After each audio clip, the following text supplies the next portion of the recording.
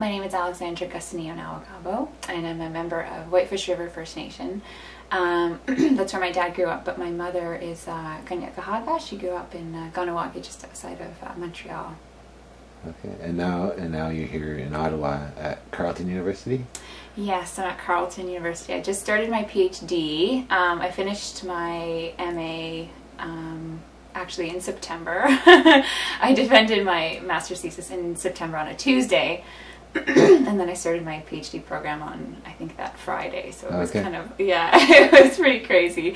But yeah, so I started, and it's good. It's challenging, but I'm getting a lot of joy out of it, which is good. Okay. Yeah. And do you think you could briefly describe what your master's was about? Yeah, I looked at Anishnabai Tikinaagans, which are baby carriers, Cradleboards, and I kind of looked at them metaphorically as being a metaphor for community and the way traditional communities were organized and the way families were organized, and kind of the place and role of children in the center of community. So I looked at a lot of values surrounding communal, pre-colonial childcare, which was typically communal, and the value that was placed on the life and sort of the insights that children had. Yeah, I guess. Yeah, and I think so the main thing was you took one Tikinaagan or Cradleboard and really looked at it, but really looking at the context as well, as you were saying. Yeah, so I picked, it actually, this whole thing started in the first year of my graduate degree. We had to take coursework, and I took a course with my lady who's my advisor now, Ruth Phillips, and we had to pick an object, a museum, a historical object that was from the Canadian Museum of Civilization. And so I picked the Cradleboard, and I think I was drawn to it because I was in one. My brother and I were both in one. It was made for me when I was born in 1986 by a good family friend of my dad's from Barrier Lake. And now it kind of has this very special place in our living room. You know, it's in the corner with the rest of our family heirlooms. And so there's something about it. I knew it always had something that was very valuable to my family. And even though women, you know, there's no need to use them anymore because it doesn't fit the lifestyle of contemporary Indigenous peoples in a lot of ways.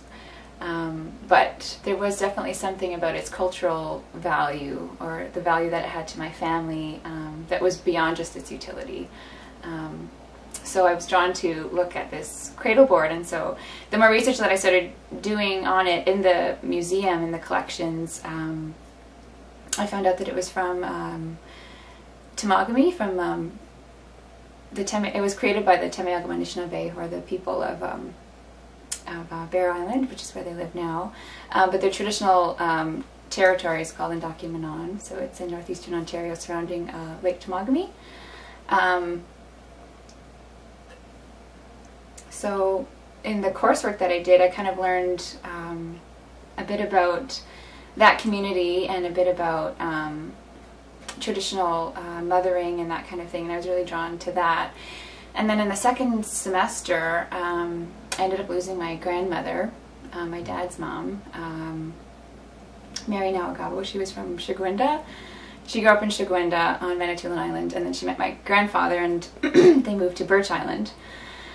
Or she ended up moving to Birch Island, and she had 12 children, so she was she loved babies, and she really respected children, and she listened to them, and she really respected them. So I think after I lost her, I think I felt like I had lost something, and it was I felt like I had lost something, and I felt like there was kind of like a piece of me that wasn't there anymore when I lost her. And I felt like I really wanted to learn more about her and what her role was in terms of being this She was a wonderful mother, a wonderful grandmother, a wonderful great-grandmother and auntie, and to a lot of people. So yeah, when she passed away, it really affected me. And I think that's kind of what drew me towards this sort of work, looking at the roles of kids and how important it is to listen to children the way that she always did, and to look at the way the traditional values that were that surrounded parenting and community and family. So yeah, all of that sort of went into this thesis that I ended up writing. So yeah, so in my second semester, I think that kind of propelled me forward to want to learn more about that sort of stuff, and to really start searching for the things that wasn't written in books, because I was kind of limited in terms of what had been written down, because a lot of those stories, particularly stories about women, were sort of like ignored. The domestic sphere was kind of ignored in terms of what anthropologists and ethnographers at the time were looking at. And a lot of people kind of were looking at things like the Cradleboard and that sort of thing, just solely based on its utilitarian aspects. You know, it was this clever, object that women made. It was, or that families made. It was great for, living in the bush and that sort of thing. So I kind of wanted to see what else was there that had to do with these values surrounding family. So I felt like if I wanted to learn more about this specific object, it would be silly of me to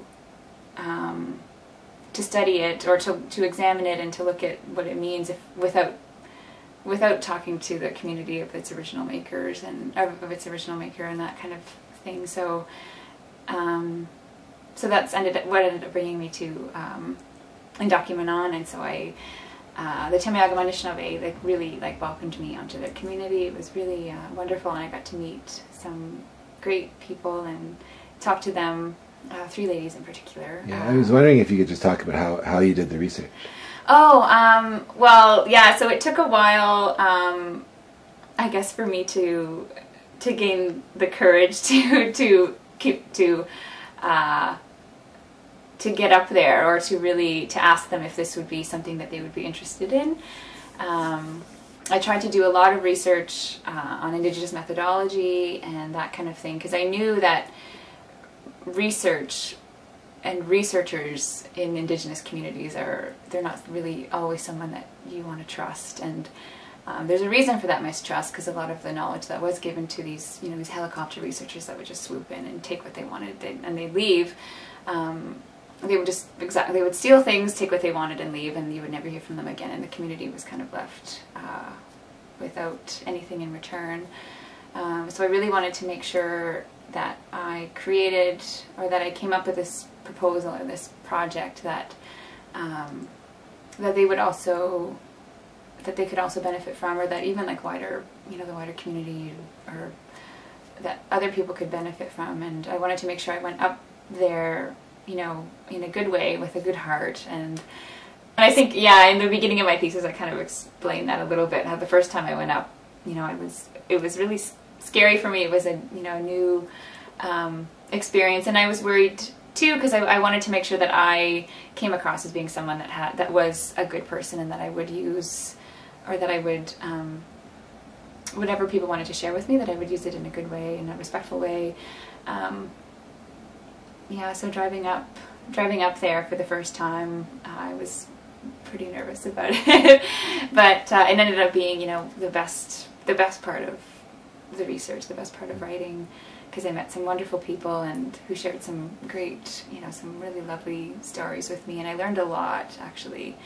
And one of the ladies, I actually talked to her this morning, and because I sent up copies of my thesis to them, and so I wanted to see, I guess, what one of them, what they thought about it. And June, she said she's like, yeah, I've gotten through about half of it, and she's like, but it's really good, I like it. And I'm like, oh, I was so glad, because when you're presenting someone else's history, also, that's not my community, that's not a lot of the the stories in there aren't my own, it's theirs. their stories from that territory. So I really wanted to make sure I presented them in a good way. And so she said she likes it so far, which makes me so happy.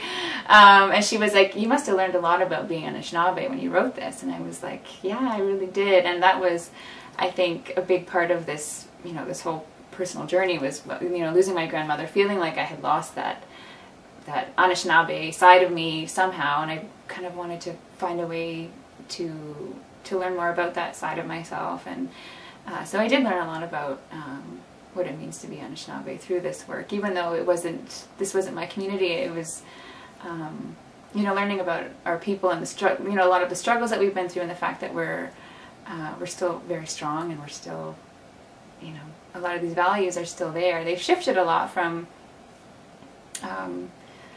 when we did use these things like Cradleboards, they've changed, but just because they've shifted doesn't mean that they've disappeared.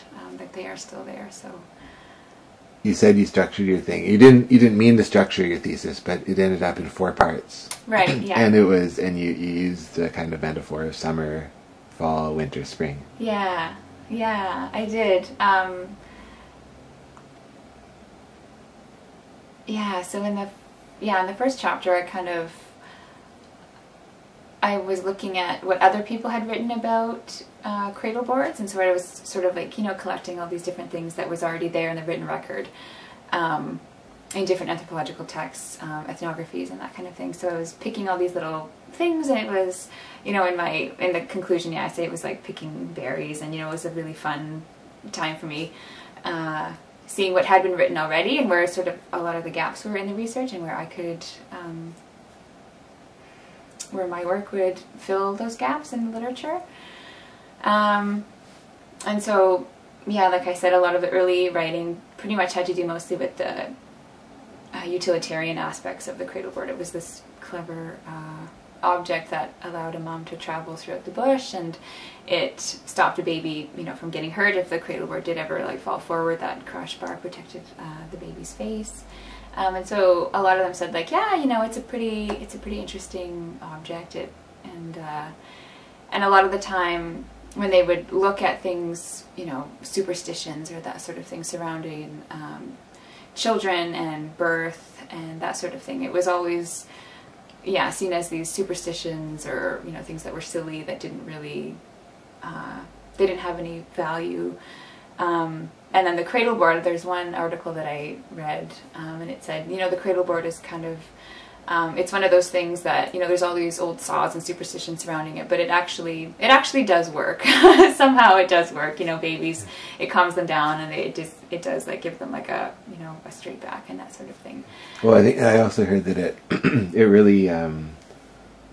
really helps with the listening and paying attention. Mm-hmm. They aren't using their hands. Exactly. So they're watching and they're listening, and Yeah, and so a lot of that, Indigenous pedagogy, a lot of it is based on looking and listening, and so I think that the cradleboard really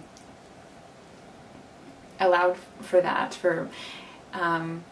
There's one part in my thesis where June explains, or a lot of them, I think they all mention that wherever the baby was, they're always watching you, and kids are always watching. They're constantly learning. They're always listening, and so the cradleboard really, when a baby was propped up, and they would watch. June mentions that her auntie would prop up her kids in that cradleboard, and she tanned moose hides and that kind of thing, and she worked with skins, and so the kids were watching all of that stuff. So pedagogically, I think they're pretty remarkable, remarkable things. And then, in fall and winter, so my other chapters, I talk about a lot of the changes that were occurring in Canada. A lot of the changes that are really...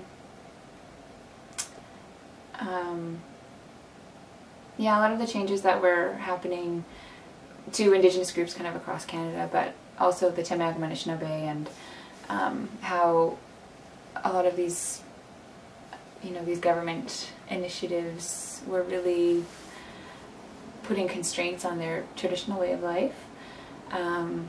with the Teme-Augama Forest Reserve and stuff like that, they were essentially, they were almost like squatters in their own territory, is what one author describes it. You know, they weren't supposed to be living within this, within the Teme-Augama Forest Reserve, which like the boundaries were right in the middle of Untitled, their traditional territory, which they had always cared for, they had always lived off of, and that was, you know, a big part of their identity. And so all of a sudden, Teme-Augama Forest Reserve is placed right in the center of their territory, and in this forest reserve, you weren't supposed to, nobody was supposed to be living in there, and you weren't supposed to cut down trees. There were all these game and fishing laws that were imposed on them, and so, you know, naturally, that affected what people ended up creating. And so I do talk about some of the changes that you can see in the beadwork that's on Cradleboards, because the earlier stuff, a lot of it is made with skins and porcupine quill work, and the designs are more geometric. And I talk a little bit about the geometric designs and how they depict the manitous, and how these wrappings were places of, like, the cradleboard essentially was this place of protection. And so in my first chapter I talk a bit about how it was this place of physical protection, and that it, you know, it allowed a baby to be under the watchful eye of their mom all the time, and the crash bar protected the, you know, if the baby ever fell forward. And in the winter you could cover, like, that bar also acted as kind of like a shade, like you could put like a heavier blanket if it was cold, or if the mom was traveling through the bush, it would protect the baby from bugs and, you know, sticks and stuff like that, and branches from trees. So it was this place of physical protection, but then I argued that it was also this place of more spiritual protection as well. And so moms, or, you know, aunties or grandmas or mother figures, caregivers, would put these powerful protective designs on the cradleboard cover. And so in the way that I look at them, I see thunderbirds and Mishabiju. Mishabiju is he's kind of this underwater panther. He's this horned, he's a horned, like, serpent panther, and he's not bad. I think, like, in terms of, like, Western thinking, you always want to think of as one thing being bad, one thing being good. But in, you know, Indigenous knowledges, there isn't necessarily like a good or something that's good or bad. You always need kind of that balance. And so when I was learning more about how the Indigenous world, the worldview is structured, it's structured in terms of, like, these different layers. So you have, like, the upper world of thunderbirds, and then that, you know, the underwater world of Mishabiju and these underwater beings. And then in the center of these two layers you have the world of, you know, the natural world, the world of where plants and other spiritual beings are. And the Anishnabai are seen as, you know, they're supposed to be the caretakers of this natural world. And because they're in between, they're supposed to maintain this balance between these two worlds. These two worlds that oppose each other but are not necessarily good or bad.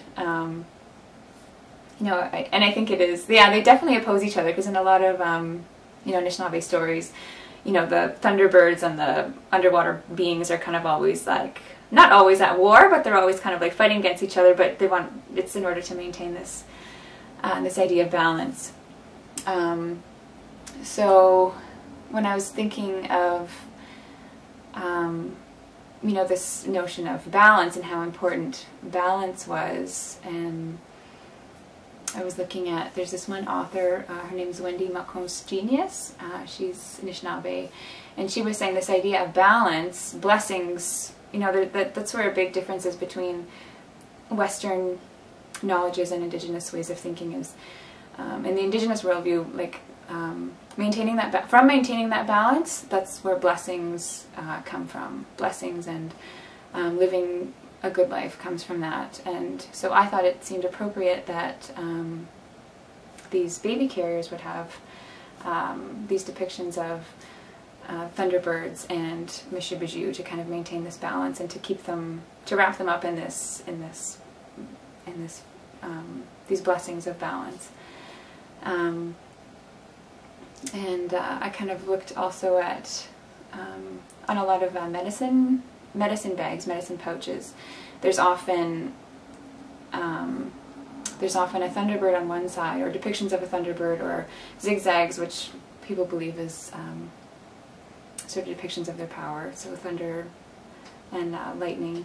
And then on the other side is depictions of Mishabiju, or images of water, or whirlpools, or that kind of thing. And so some people believe that on either side of these medicine bags there's these depictions of these Manitous that appear to oppose each other. And then in the center of this bag would be held our medicine bundles, sacred items. So it was almost as if, you know, these items that were inside these medicine bags themselves were imbued with this power, this blessing. And then I thought about my friend Geraldine King, who's from Gull Bay. On Facebook one day she posted a picture of, I think it was her son's birthday, and she posted a photo of her holding her son for her first time in the hospital, and he had just been born. And she called him her own little medicine bundle. And then I thought, like, that was just so, like, so beautiful. And so I thought, you know, it would make sense that children and young people, they are healing, they are this gift from the Creator, and they are medicine. And so it would, to me, it seemed appropriate that on our medicine bundles we would put these depictions of the Manitous, and, you know, this the importance of blessings from balance, and how those depictions would also be found on these bundles that held our babies too. So, but you were saying that over time that seemed to change. What was on the yeah. So over time, there's kind of this. A lot of art history scholars and that kind of thing have noticed there seems to be this big shift that happened with a lot of this geometric, and, you know, they were called like pagan designs of the Manitous seemed to disappear, and there was this shift more towards the floral imagery, and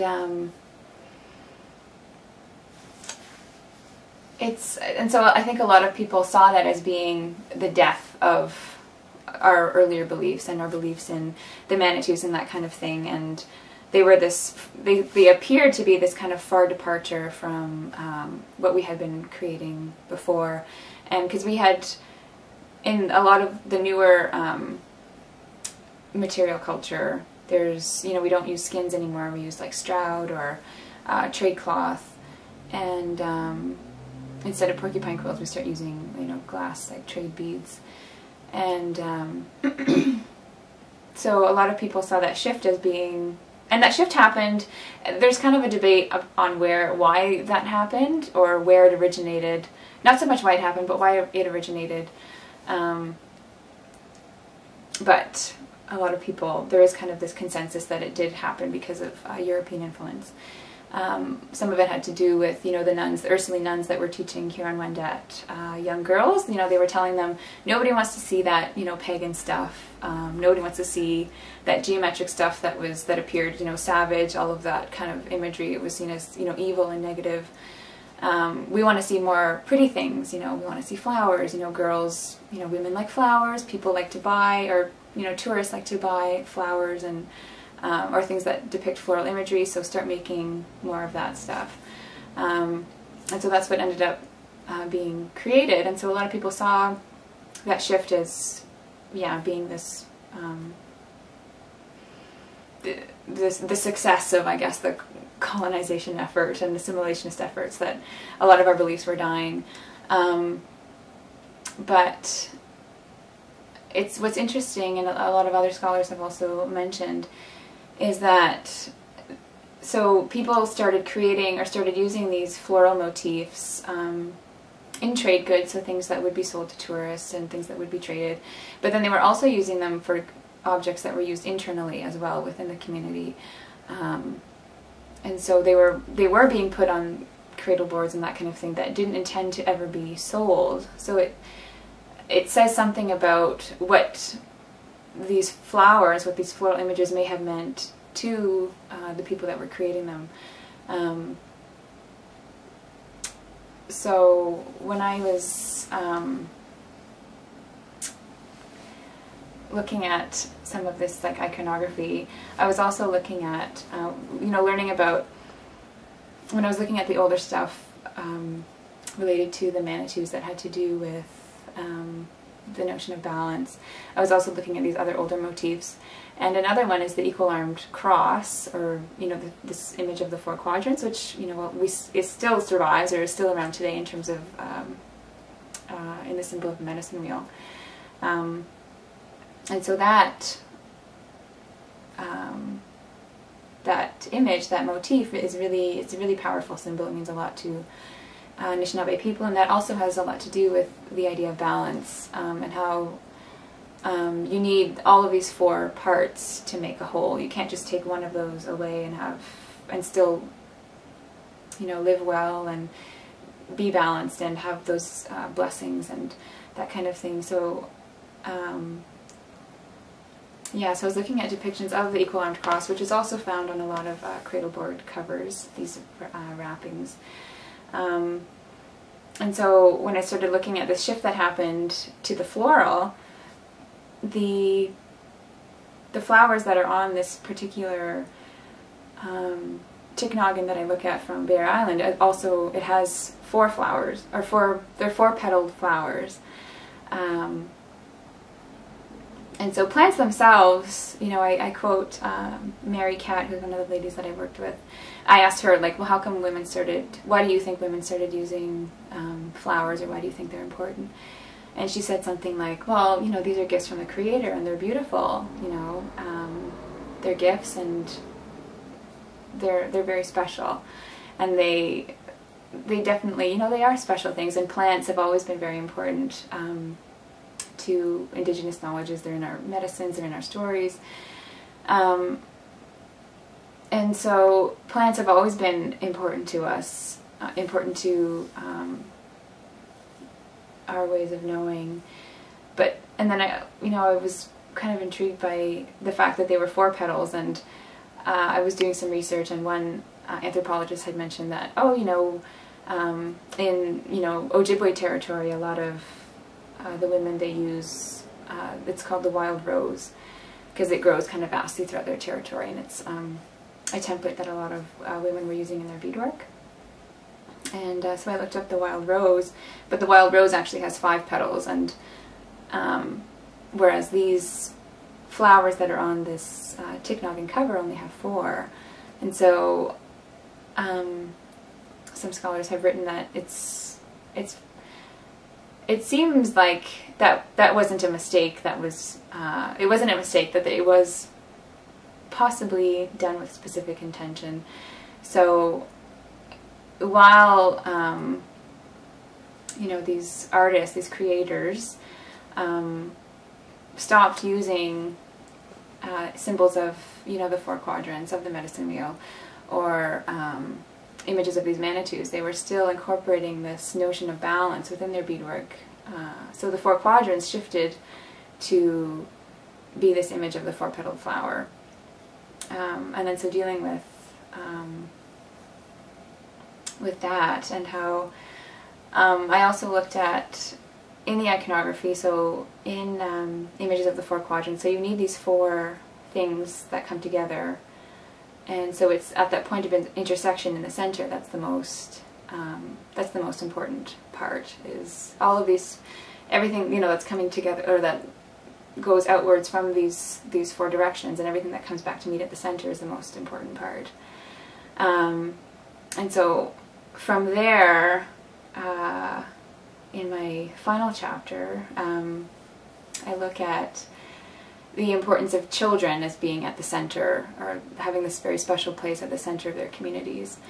And so I felt that it was appropriate that these images that promote, balance and the importance of centrality, that they would be put on these baby carriers, because they're meant for children and young people who actually are at the very center of our communities. And so so I talk, in my final chapter, I go into a bit about what children mean to Indigenous communities and how they're valued as being very, traditionally they're valued as being very special, very important people who are valued for their insights, and so and essentially the teachings are the things that they can give us. We always think of kids as being, well, we have to teach them, but a lot of the time I think we've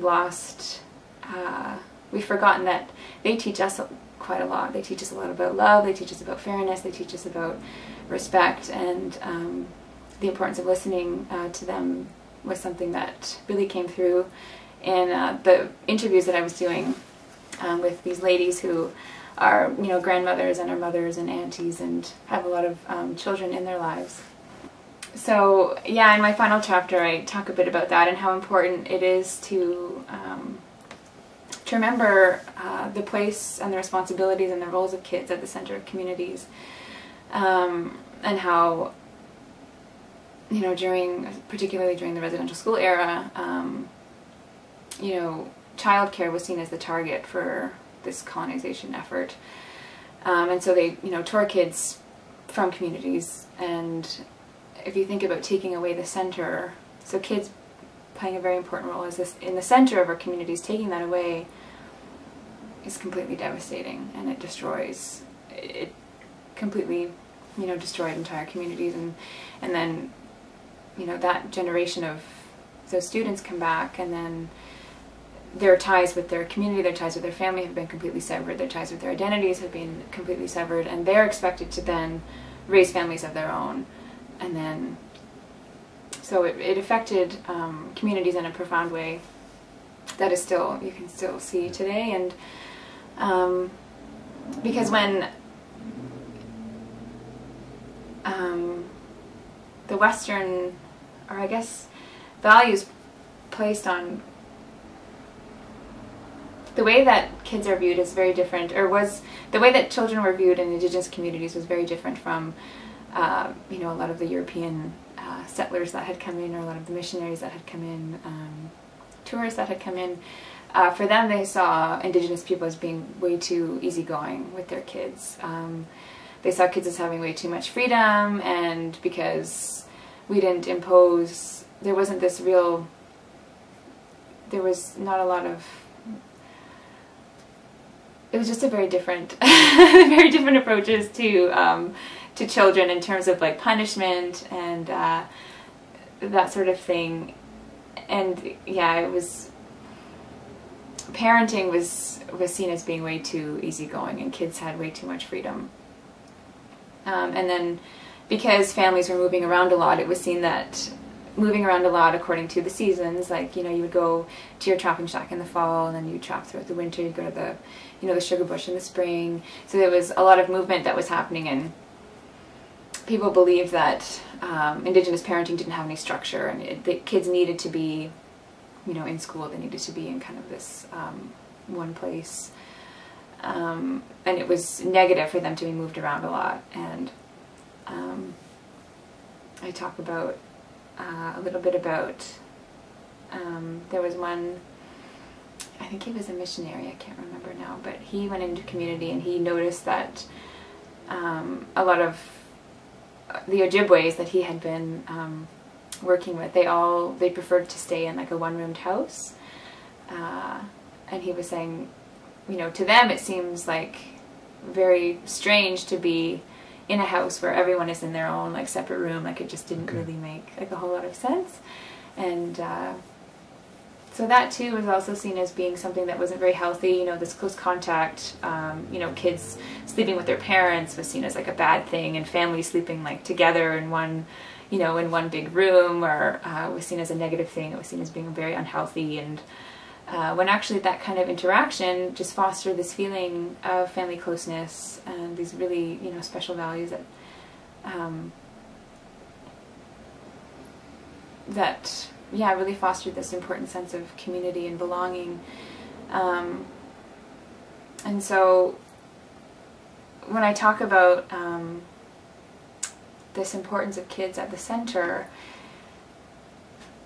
I was looking at these, I guess it's, yeah, a diagram, or these frameworks of community that people have diagrammed. So this diagram, it places children at the very center, and then around that it has the work of the elders, and then around that is the work of women, and then around that is the work of men.